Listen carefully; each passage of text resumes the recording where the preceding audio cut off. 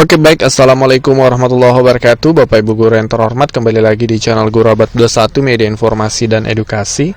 Bapak Ibu, di video kali ini kami akan menyampaikan berita baik nih khusus untuk rekan-rekan guru yang sudah lulus seleksi P3K Bapak Ibu. Sumbernya dari Mendikbud maupun Menkeu Bapak Ibu, Menteri Pendidikan dan Kementerian Keuangan.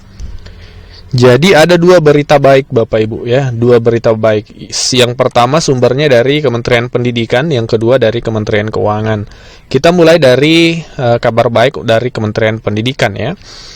Nah, berdasarkan peraturan Menteri Pendidikan, Kebudayaan, Riset dan Teknologi nomor 40 tahun 2021.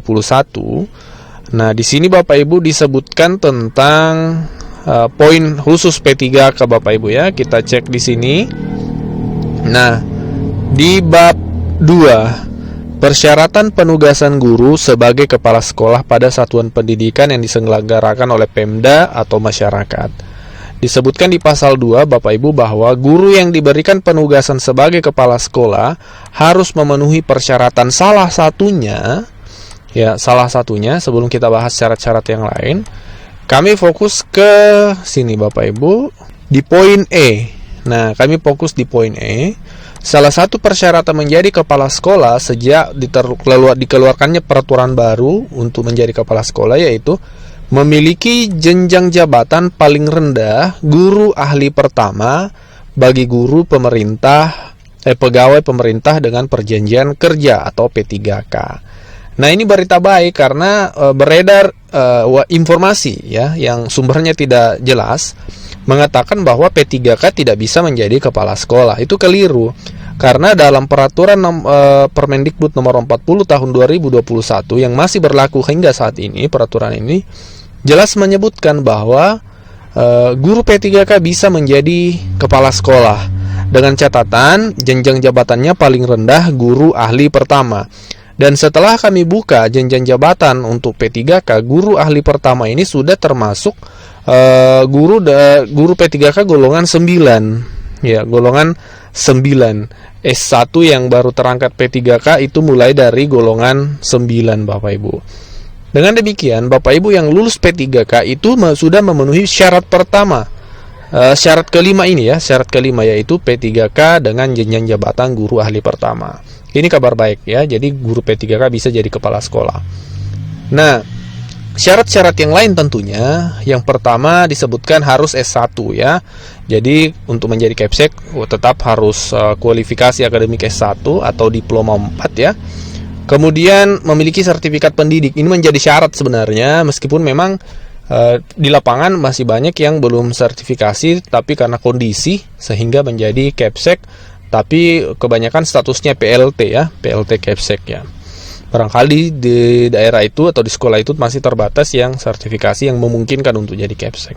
Kemudian yang selanjutnya adalah syarat ketiga, ini menjadi yang syarat terbaru Bapak Ibu yang tidak ada di peraturan sebelumnya, yaitu memiliki sertifikat guru penggerak. Ini salah satu manfaat ketika Bapak Ibu bergabung di pendidikan guru penggerak ya dan lulus dan memiliki sertifikat, itu Bapak Ibu memenuhi salah satu persyaratan untuk menjadi Kepsek. Kemudian untuk PNS itu golongannya minimal 3B. Ini berbeda dengan peraturan sebelumnya yang mensyaratkan 3C. Kalau dulu untuk menjadi Kepsek PNS minimal 3C. Sekarang minimal 3B sudah bisa. 3B sudah bisa. Kemudian syarat yang kelima tadi ya P3K, jabatannya guru ahli pertama ya. Kemudian memiliki hasil penilaian kinerja guru dengan sebutan paling rendah baik selama 2 tahun terakhir Bapak Ibu.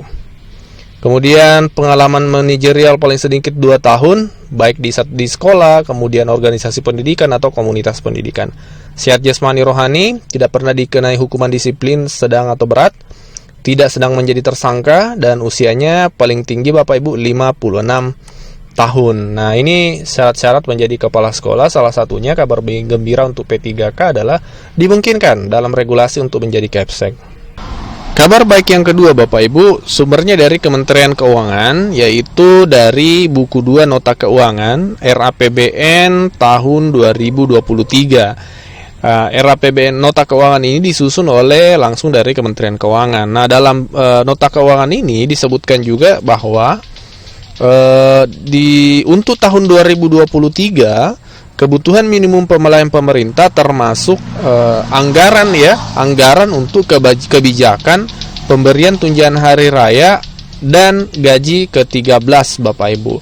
Dan disebutkan bahwa yang menerima gaji 13 itu bukan hanya PNS Bapak Ibu, tapi juga termasuk P3K ya. Di sini disebutkan melanjutkan perhitungan komponen berdasarkan kebutuhan belanja pegawai ASN daerah. Jadi tidak disebutkan PNS tapi ASN. Dengan demikian akan mencakup dua, sebagaimana tahun lalu sudah menerima ya rekan-rekan P3K.